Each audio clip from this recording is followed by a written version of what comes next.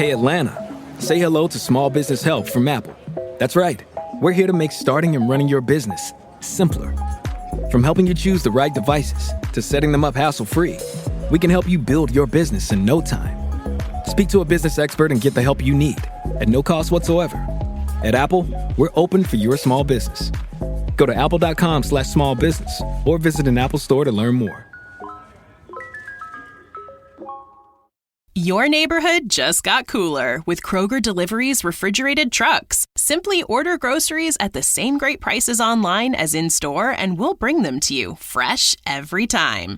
And if that wasn't cool enough, you can now earn 4 times the fuel points after 4 with your digital coupon. Choose a next-day Kroger Delivery time slot for 4 p.m. or later on Tuesdays, Wednesdays, and Thursdays. Must deliver by February 4th. Restrictions apply. See Kroger.com for details. You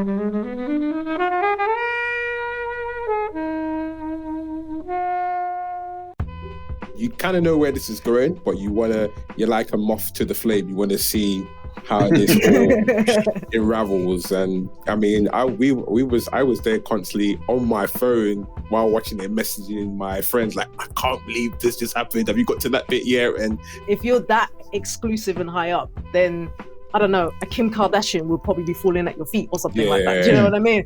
So the fact that he was on Tinder, that in itself was a kind of a red flag. I don't know why anyone expects to find anything deeper on Tinder. Sorry, Tinder.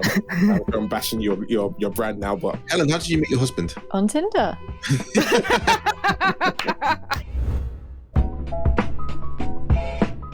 Hello everyone, joining Flixwatcher today we have Kelechi. Hello. Stephen. Hey.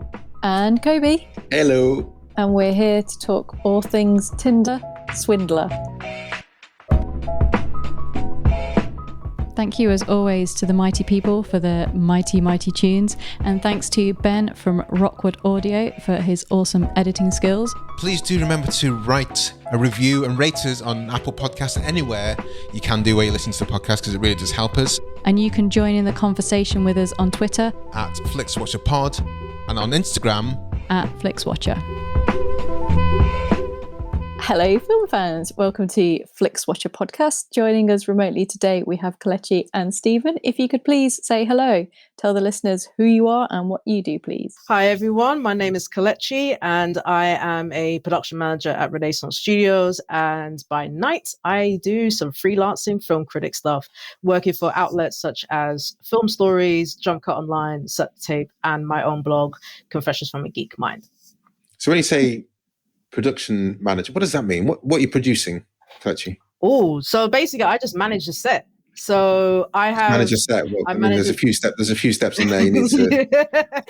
So I work extensively with like producers. So I basically execute whatever that's on the producer's mind. So if a producer would like to sort out catering or, permits, any kind of licensing, arranging anything, logistics, organization, usually the production manager would coordinate all of that and basically start to also delegate that within the team as well.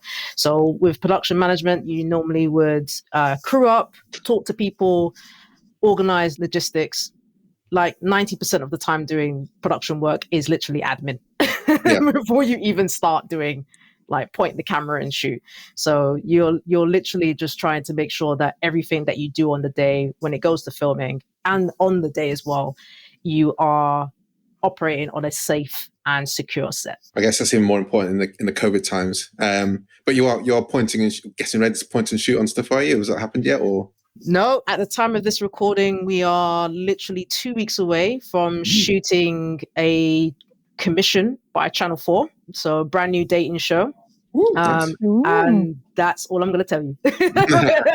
So once it's out there, I'll let everyone know. Stephen, who are you? Hi there, my name is Stephen, also known as Stephen Geekface. I am a film buff. I don't like the word film critic. But yeah, I talk about movies online with social media. I have a community called So Geeked About Movies, where you find me on social medias, on all platforms, talking about movies, really. That's it. When you say you're a film buff, what does... What kind of films do you like talking about? What kind of films do you? Every type of movies. It depends on my mood. So sometimes I'm feeling a bit low, then I just go on an extensive talk about horror movies. And that makes you feel better, does it? Or? Yeah. Okay. It's something like a good old scare. Something like this. Yeah. Yes. Yeah, get your blood boiling. Love it. Love it. Try it sometime. It's great. I'm the biggest scared cat in the world here. There's nothing like seeing people decapitated and slaughtered to get you out of that mood. Yeah, but we had that in the Highlander, which is an episode that's out now, guys, where people got decapitated. That wasn't scary. It was it's laughable. So we won't be recommending Hereditary to you then, Kobe. We've had that. That wasn't laughable. That was disturbing. Yeah, that wasn't really your vibe, was it? No. I loved a lot about it, but that, Tony Collette with the piano wire man has some dark, and also like lamppost with girls. Anyway, spoilers. Listen to that episode when you finish. Listen to that one. Yeah, we're talking about the Tinder Swindler, which is your choice, Kelechi. First of all, can you tell us why you chose it, and then I'll get the timer out for your synopsis in 60 seconds or less. I picked this film because it is the conversation, the topic. It's something that I heard through word of mouth. Oh, have you watched the Tinder Swindler? And I was like, what is that? Oh, and then they gave me a brief synopsis over what it is about the supposed con man who conduct these women out of money whilst living this lavish lifestyle. So obviously when I watched it, absolutely felt like it was incredible in terms of the storyline, how wild it was, and it's a conversational starter. So I think that's one of the main reasons why I picked it for this podcast today. You wanted to have a conversation. Okay. Yeah. Give us a synopsis starting now. Okay, ladies and gentlemen, it is the real life version of Catfish and Catch Me If You Can. It is this year's Fire Festival, as in the car crash entertainment TV of documentaries that will shake your head in disbelief. And the story is focused around 3 women who discover they've been dating the same man named Simon Leviev. And he's a so-called Israeli businessman, owns a diamonds company, and he has swept them off their feet, only to discover that he will con them out of money to fund his lavish lifestyle. And it's how these women uncover the truth and get payback. Nice. Do they really, though? Do they? Payback to a certain extent. Yeah, okay. Yeah. All right, okay. To a certain extent. We'll leave it as that. So, let's lead off for you, Stephen. You were shaking your head during that synopsis, and not what Kelechi was saying, but more, it looked like it was in disbelief. Yeah, we're just, it came out, I remember watching it. It came out during like the Valentine's month, like just prior to Valentine's. What a great thing to watch. And I remember jogging my missus, like, you've got to watch this. She didn't want to watch it. I was like, you've got to watch this. This was like the talk for like in my group chat for like the whole week. And I just couldn't believe, I was firstly proud that we can get rid of this whole stereotype that it's just Nigerians who do frauds. Get that one out of the way. Nigerians and Israelis now. Yeah, there's others. There's others out here to watch out. Anyone can be a swindler. Just be careful. So I was glad they showed that, and it was just amazing. I was just so shocked that this is happening, and he got away with it. I just thought it was amazing. So I think that's also, it's like the tip of the iceberg as well, because we saw three ladies there who were the ones willing to go on camera and discuss it. I'm sure there's at least double that amount who didn't want to be on camera. And absolutely. I'm sure just kind of doing a mental arithmetic in your head, I'm saying is towards like 20 or so people. It's just a numbers game. It's just swiping, I don't know, left or right. I can't remember which way. The fact that he's apparently still active on Tinder is still kind of like, it's like a red flag. Is. Like, yeah. I follow him. You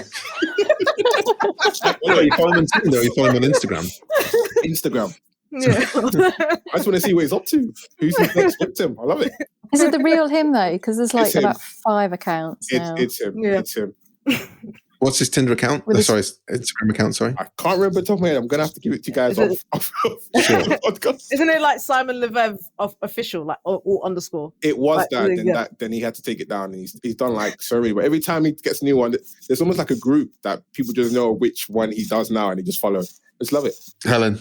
So I had resisted so far watching this. I kind of read a few articles, and I think I remember the story, and people had talked about it. So I was like, I kind of know. But you got me and made me watch it. A couple of things I just want to say.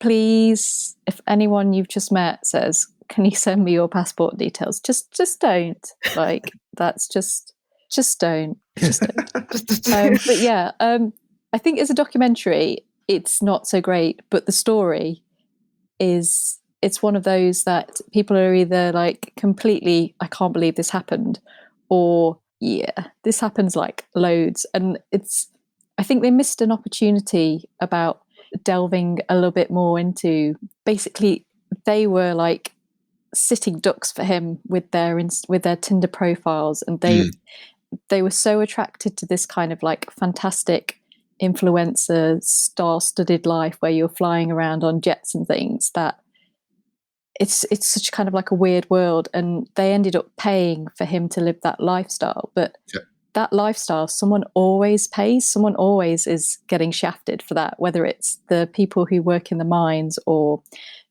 people who are getting conned out of their money. That lifestyle isn't real. And I would have liked the documentary to have gone a bit more kind of probing into that and questioning that, and that kind of like dark side of the fake life that he managed to convince people he had just by Instagram, WhatsApp, and that. So that was my only thing in that, the structure of it. It also takes like an hour to scene set, and you're like, come on, yeah, like you've said like you love him and like you're doing this, like when's the mic drop? When do you find out? When does your life come tumbling down? Because we all want to see this, because we know it's coming. When do you say how much? Oh my God, £250,000. How did you do that? Don't ever take out a loan for someone you've just met. I just feel as though I have to say these things. Like, just don't do it. Like, I've been on Tinder. Like, there's so many weirdos on there. Like, you have to be really, really sure that they're not all mental and crazy. And just don't do it. Just don't take a loan out for anyone that you've just met. And they claim to be like spied on, and their bodyguard like you get sent pictures of like a bodyguard who's been hit, but not that bad. There's blood everywhere, but it just looks like a cat scratch. Don't take out a loan. I'm kind of like impressed by it in a way. I kind of want to see the maths behind what was going on. I want to see how many people ultimately ended up being conned. I want to see how many people kind of pulled out of the funnel after they had the first private jet and were like, no, not for me. I want to see how many people he swiped, had matches on, and then went to the first day. And then I want to see the kind of pyramid that this is built on, because it really is so many levels of insane. And I just my heart goes out to, but also want to pour scorn on the people who are willing to send the passports and send the loans out. But they're doing it for a reason. They feel ingratiated. They feel connected to this person, rightly or wrongly. And it's, I don't know. I'm not. It's the whole Prince Charming element. Like, you know, you can, you know, the women obviously have to take this sort of accountability, and you kind of do. Am I supposed to feel sorry for them as well? But you also have to realize that, especially in this society, how a lot of people, how society loves to blame the women, and then sort of like do not have any sense of accountability for what the men do in part of that process. And can you blame them in the sense of like wanting what everyone wants, you know? Yes, we want to be wined and dined, we want to find our Prince Charming and so forth. And, you know, I think it was Cecile who basically wanted the Disney fantasy lifestyle. But for me, as soon as somebody says like, can you help me? I need 30 grand to send because my enemies are after me. You're going to get blocked. You're going to get blocked faster than me saying Karabunga, dude. That's what's going to happen. That's not working with me. You know, there were so many red flags. Like, I was just like, your enemies, but who are your enemies? Like, why are you sending your personal details? Why, like, he's always away from yes. you. Like, he was traveling around the world. So he's met your mother like once or something like that, and he's already got your mother's details. You haven't even your friends haven't even vetted him. Like, there was no sense of like, it was like the women were just on their own handling this, and they were just making terrible decisions. I get it, but at the same time, it's just like, how the hell did this escalate into the way it did. It was insane. Multiple times. Yeah. Multiple times. And it's like, there should have been a moment where they're like, well, hold on a sec. Why am I opening up another credit card account and extending the limit and then getting these gaslighting messages from him and 2 o'clock in the morning saying, no, I need the money and blah, blah, blah. I need to keep up with security. And I'm like, but you are so-called the son heir of a diamond company. Yeah. Why don't you go to your rich dad? Why don't you go to your rich relatives? Why are you harassing these poor women to go and fund your lifestyle? It made no sense. I think it's that piece where, as the story unrolls, for the Norwegian lady in particular, they've met each other like 5 times, and that's the piece where 5 times, go and find a house. Go and find a house for us to live in.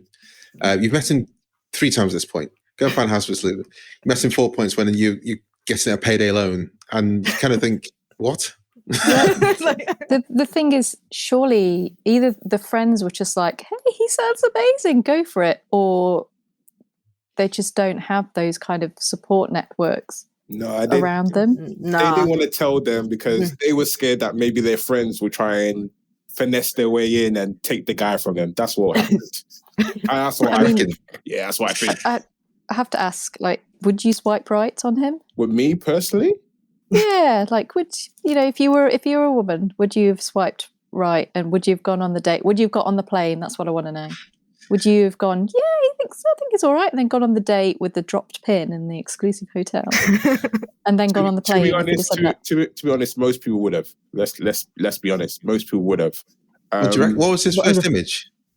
I think it's just him on a yacht. Yeah, on a yacht. Yeah, they would have.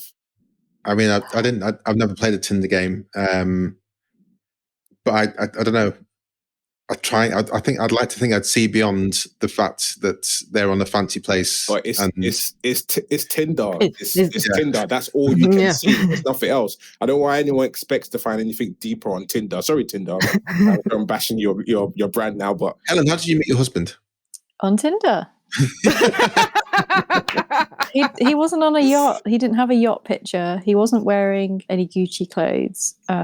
He wasn't wearing a fake Rolex either. I love that. You're the lucky one. Yeah, the lucky one. Yeah. Most people on there are just superficial. They just see that what's in front of them. That some people not even reading the bio. They're not reading anything. Just that looks nice, and swipe, and hope for the best. Yeah, I think for me that if I just saw a person like that and they were top to toe in designer and it was all about where they were on a yacht, that would be a massive red flag to me. I'd be happy to see someone on a yacht and them enjoying. Yeah, I don't know. There's something about a yacht where it's like a posing yacht versus just being like, hey, I'm in the ocean. This is cool, hanging out watching dolphins. If there's someone watching dolphins, and not then next to, then swiping left to see a private jet, and then next to see, all this kind of eating caviar, that would completely turn me off. But if it's someone's just, I'm on holiday, this is really cool. I'm in with the dolphin Croatia. in the background. Yeah. But if he was, it says something about him being on Tinder. Like if you've got that kind of lifestyle that, you're on a boat, you're on a yacht, you're at a fancy restaurant and so forth, I'd be like, but why are you on Tinder? Yeah. You could have had if you're that exclusive and high up, then I don't know, a Kim Kardashian would probably be falling at your feet or something like that. Do you know what I mean? So the fact that he was on Tinder, that in itself was a kind of a red flag.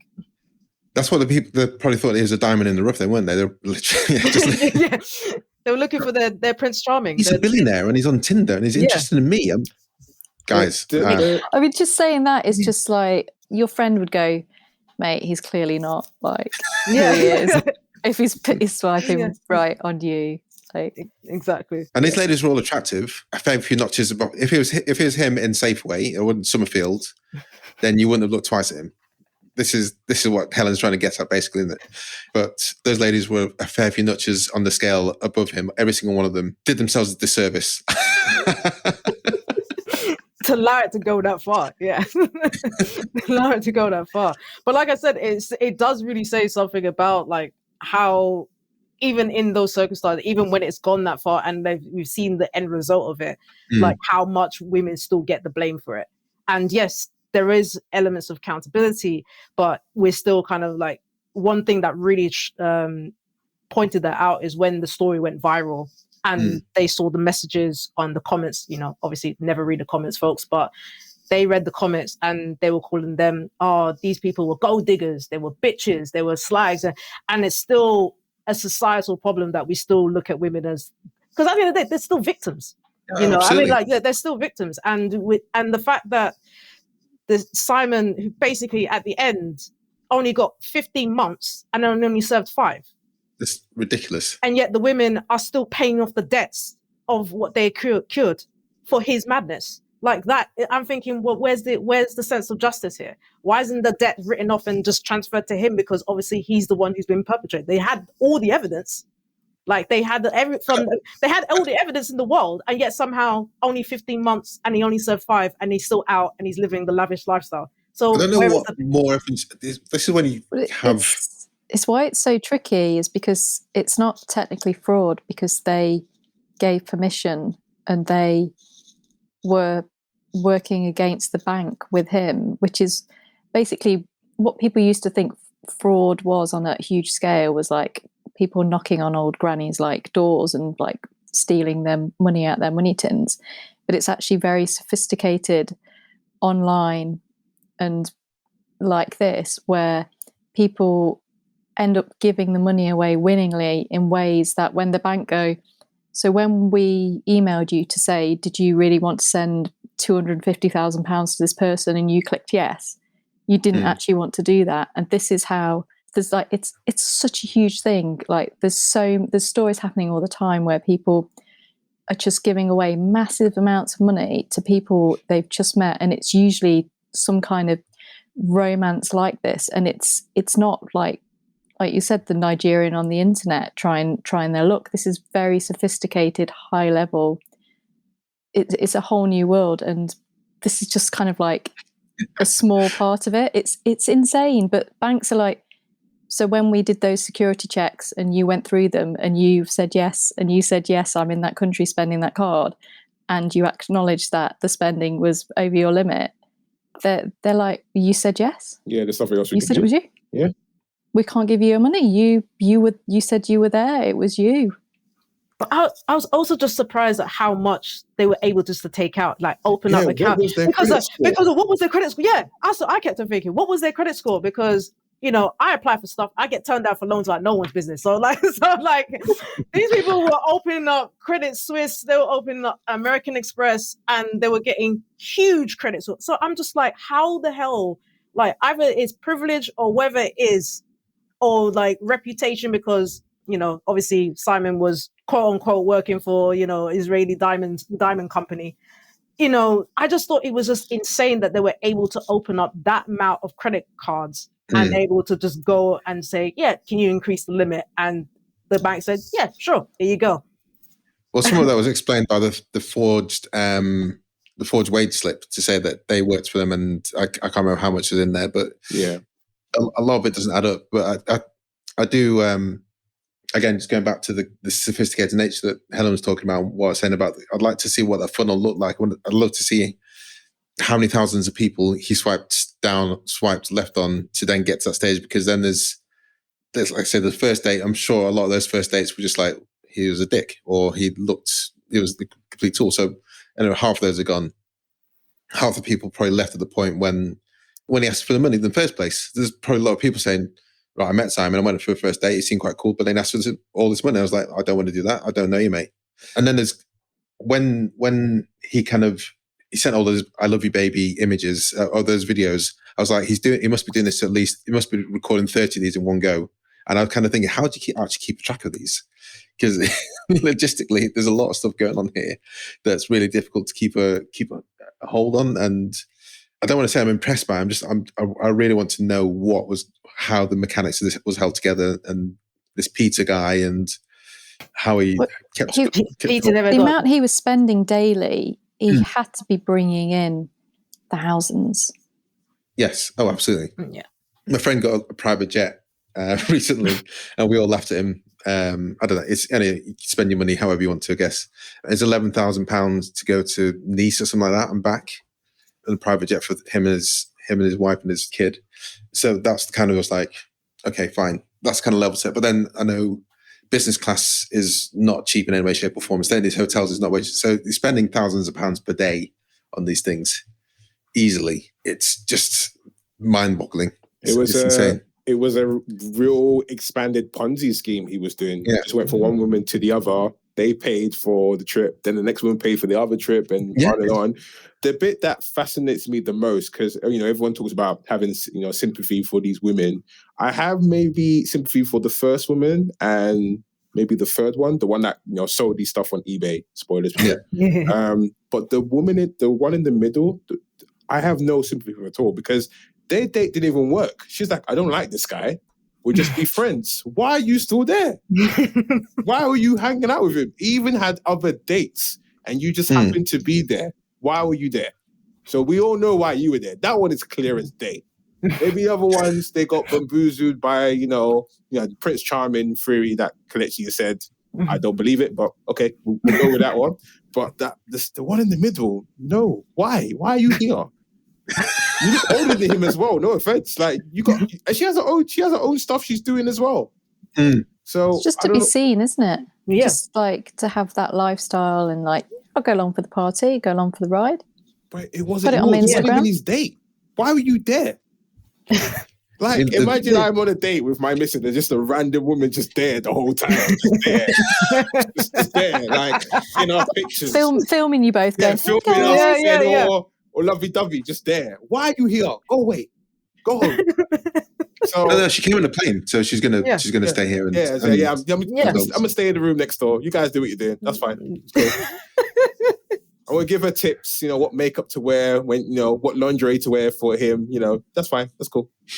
Just the last lady who I like the way there's some kind of get back in some way, shape, or form, however small, and she did it right. She went to the heart and stole his clothes, stole his clothes and sold it on eBay and kept it for herself. And I love the way she kept answering the phone. Yeah, don't worry about it. It's fine. Yeah. And it got madder and madder and madder. Yeah. And I would have loved to have seen that side. I would have loved to have seen the fly on the wall, that side of him going ape shit. So funny. Like, not only did he not get the money from it, but like he probably had to he's like, I've got no clothes.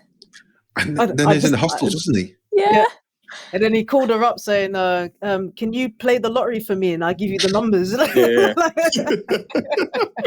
What are you talking about? What's happening? Oh, yeah. Oh, you won. So I'm going to give you all the winnings because... Yeah. No, mate.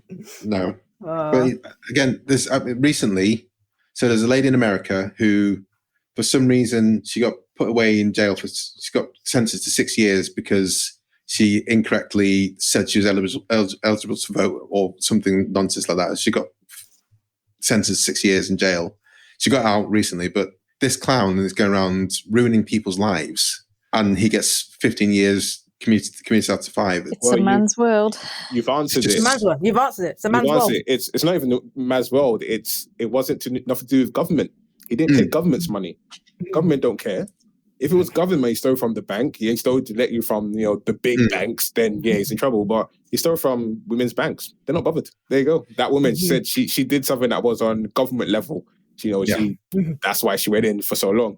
But just take a couple money from here and there, and they still have to pay for it. It's not like the money is not being paid. It's being paid. So do your time and come out.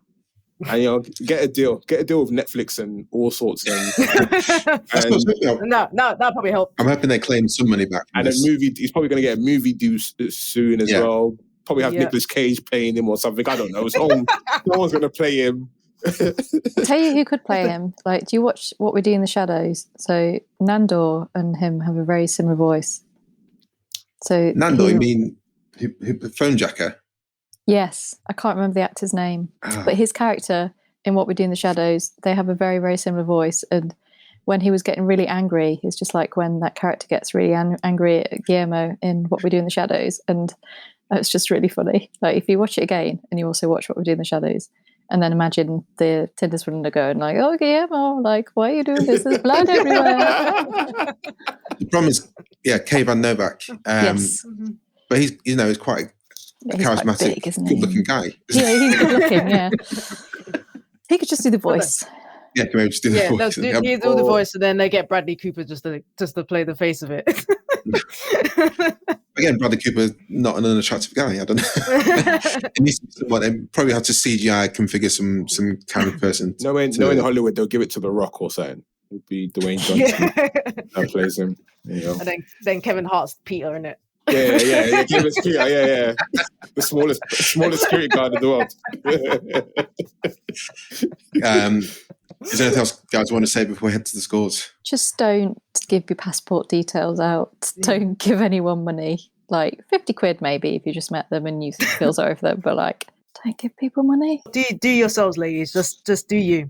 Don't be loaning out money. Do your due diligence. Check everything. Don't be setting up credit cards in your name to fund for somebody else. Do not do that. Just do for your own self-care and mental health.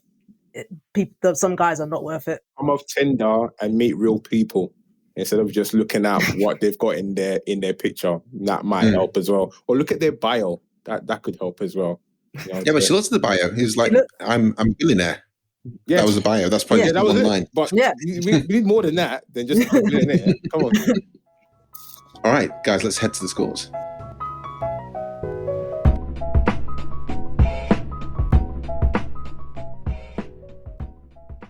Hello, I'm Hannah Flint from the First Film Club, a film podcast series dedicated to established and emerging talent, both in front of and behind the camera, and the feature debuts that launched their careers. From the new drama Mass to the cult classic Heathers, each episode is dedicated to a film, a guest, and the behind-the-scenes stories, memories, and advice from their time on set. Find us, the First Film Club, wherever you listen to your stripped media podcasts. Come join the club. So welcome to our patented Flixwatcher scores. All the scores are always out of 5, and we'll start with you, please, Kelechi, with your recommendability. I'm going to give it a 4.2. It's of the current generation, you know, everybody is or would be on Tinder or any kind of social media platform. And I think it does bring in a conversation, you know, how we use it, how we see each other, how we look and judge people, but also how people also manipulate that and how people go to those extra lengths just to appear genuine and to, either attract your attention or in this case, attract your attention and rob you blind. So Kobe's laughing. So literally a 4.2. This is like one of those kind of like, a litmus test. Watch it and then take the lessons from it. Stephen. I'm going to give it a 4.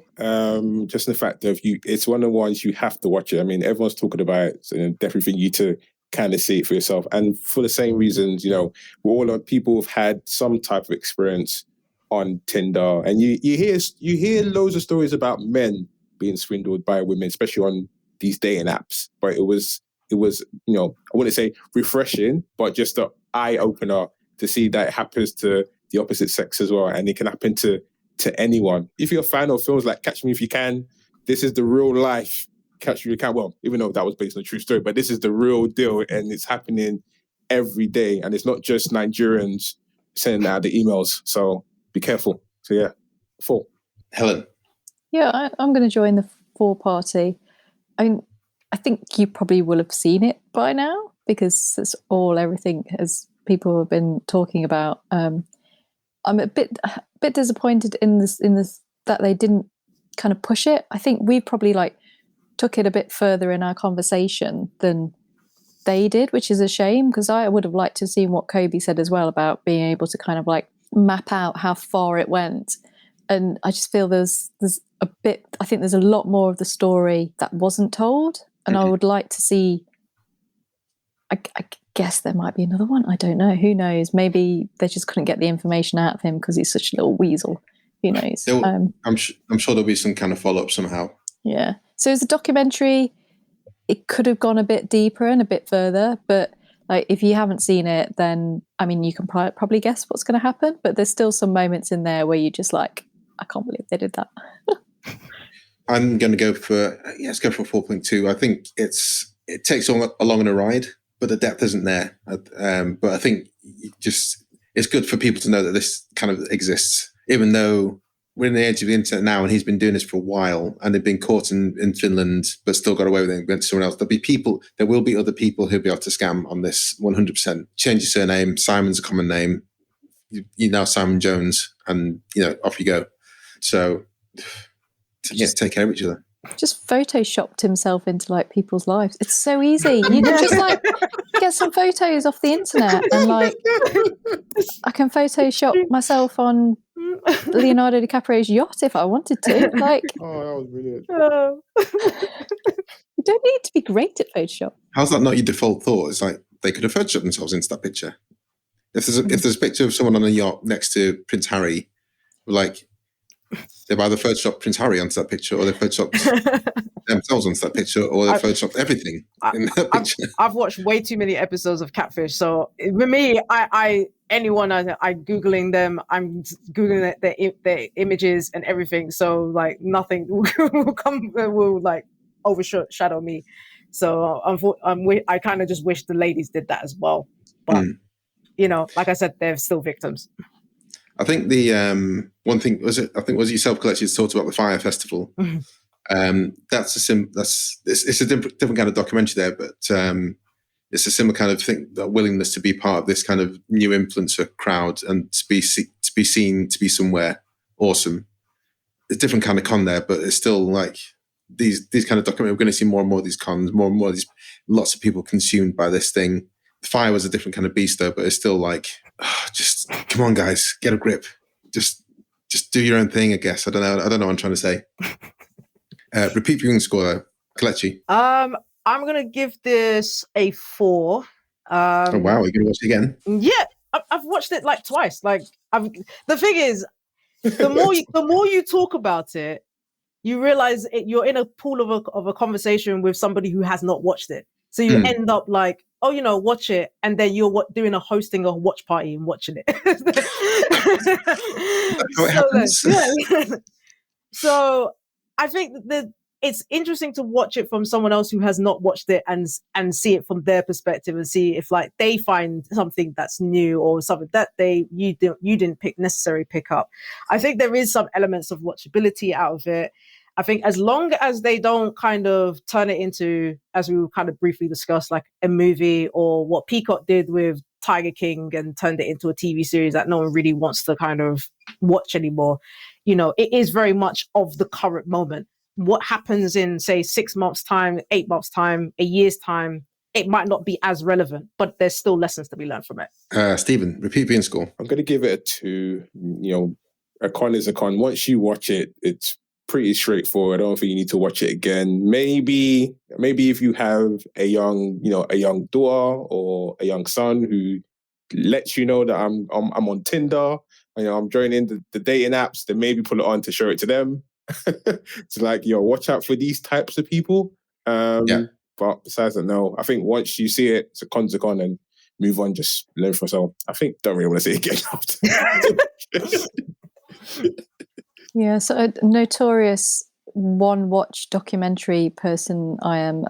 Once I've kind of watched it and consumed it, had this conversation many times about documentaries, so it's a 1 from me for repeat viewing.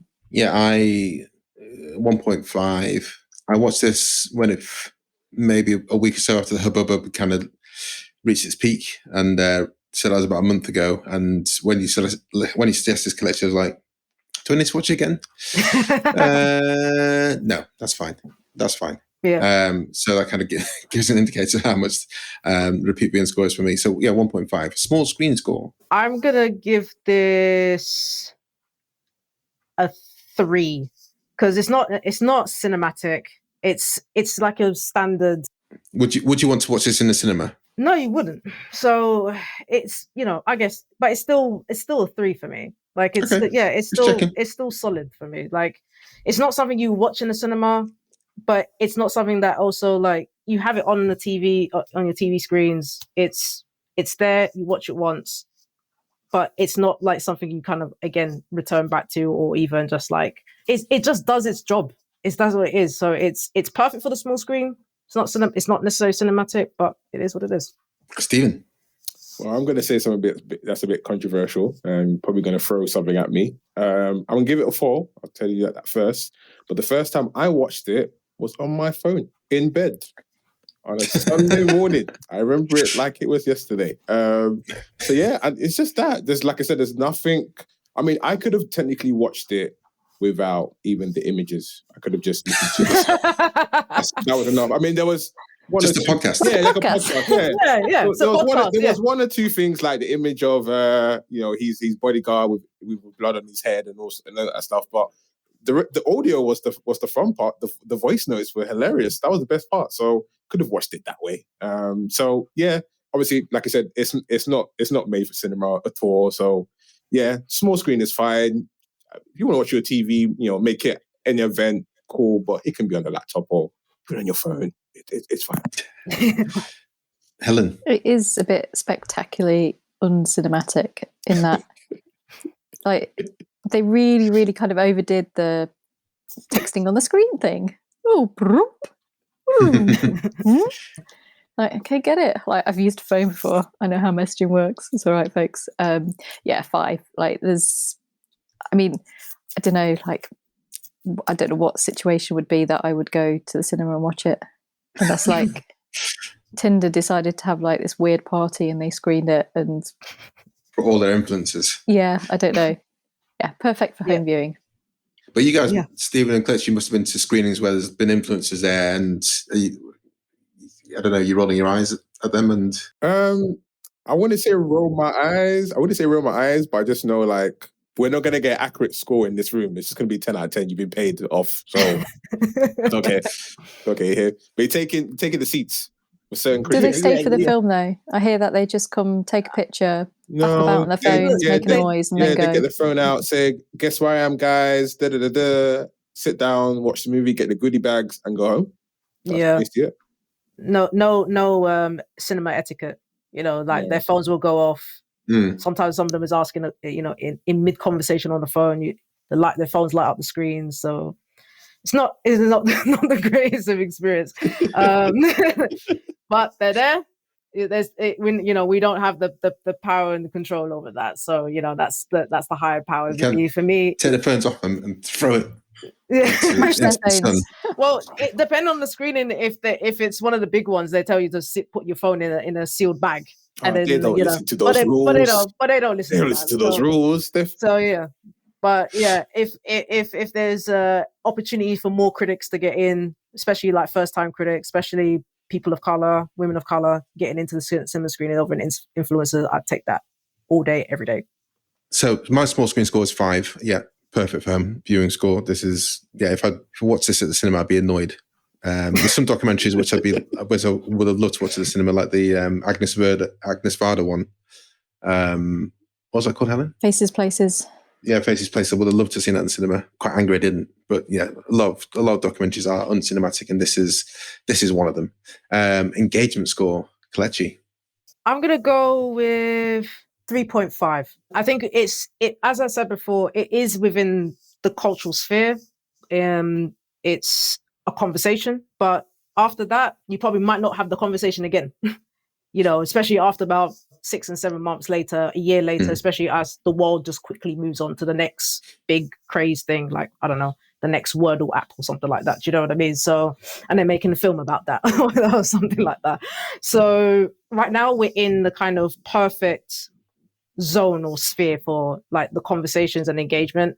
But other than that, you probably like, okay, it's done, we move on. But it's still fun. Stephen? I'm going to go with 3 as well. I mean, like you said, you kind of know where this is going, but you're like a moth to the flame. You want to see how this all unravels. And I mean, I was there constantly on my phone while watching it, messaging my friends, like, I can't believe this just happened. Have you got to that bit yet? And have you said that? That was all fun. But once it was done, it was done. Unless we wait for the Dwayne Johnson, version of the film with Kevin Hart. I mean, that's it. So yeah, move on to the next, whatever it's going to be next year, whatever Netflix drops. Yeah, it takes about, it's nearly 2 hours. Like, it's really long for the premise is that some guy swindles people out of their money by pretending to be like this lover boy diamond air, and it's like it's a good hour before like it's the dun dun dun, and that's far too long. It's quite a slog up to there. So I was already in like, yeah, I'm really into this. Can't wait to see like all the bits that are going to make me go, oh my god. And it just took too long, and I was a bit annoyed with it. So I got really annoyed with the structure. I was just like, oh, they don't know how to make a documentary. Like, we could make a better documentary. We know how to do suspense. So that irritated me. And then once I started like messing around on my phone, then I was a bit like, oh, it's still going. Have they caught him yet? Oh no, not caught him. Not caught him at all. He's not in jail. So yeah, about a 3. I'll do 3 as well. Random, I'm going quite high, 4.5. I could see where it's going. I could see he was going to get caught, but at the same time, I wanted to see how it unfurled and how he had the guys in like Norway chasing him, and the police in Israel were like, yeah, we've been looking for this guy for ages. And, you know, to get to his mum's flat, it seems, and find where he should live, but he's not there. And I was like, okay, so I was interested in how he's going to pan out. And ultimately, it's taken a few points off because I was a bit let down at the way there's just kind of no justice rather than the plot, because it did have me. Anyway, that leaves an overall score of 3.49375, and it's the repeat viewing score, really, that let it down there, quite high otherwise. Kelechi and Stephen, can you say where we can find you guys online and say goodbye to the listeners? You can find me on Twitter at Kelechi Ehenulo and on Instagram at Special K Rights. And you can find me on Instagram, Twitter with the same name, Stephen Geekface. That's Stephen with VEN, and on YouTube, so Geeked About Movies. Awesome. Thank you so much for choosing this. Oh, God. Don't get swindled on Tinder. I hope everyone's okay. Look after each other.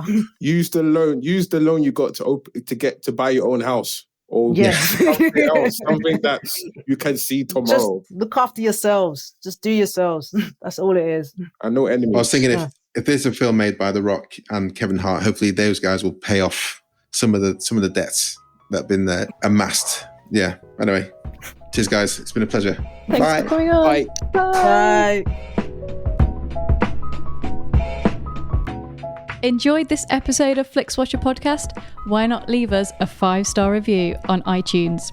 You can also follow us at FlixWatcherPod on Twitter, and we're at FlixWatcher on Instagram. Thanks as always to the mighty people for their mighty tunes, and Ben from Rockwood Audio for his awesome editing skills. If you're looking to get your podcast edited as sweet as this, get in touch with Ben, and that's Rockwood, ROKK Wood Audio. Tell them Flixwatcher sent you.